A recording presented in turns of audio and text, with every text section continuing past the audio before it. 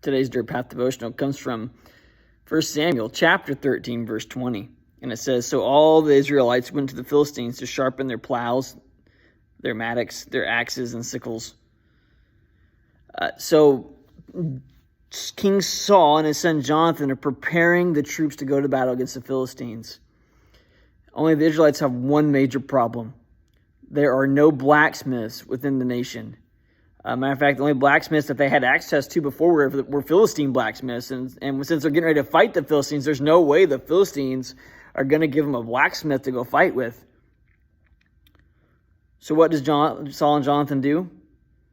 They don't sit around and cry about the fact that there's no weapons for war in their country, other than the ones that they have themselves.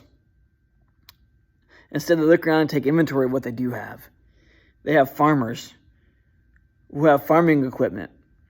While it may not seem like much, you see, weapons of war in the hands of farmers might not be as deadly or accurate because farmers haven't used those weapons before.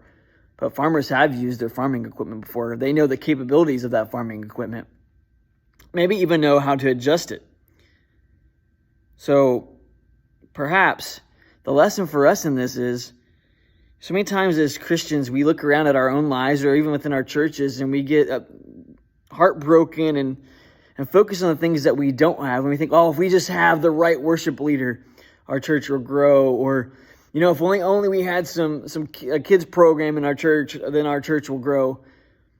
And we look at all the things we don't have and we begin to feel defeated and broken because those are the missing pieces.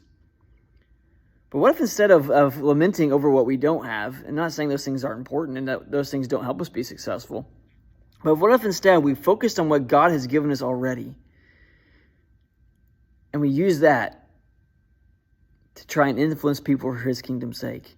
We use that to try and combat the forces of the darkness that surrounds us. You may not have very many talents. You may not have much energy.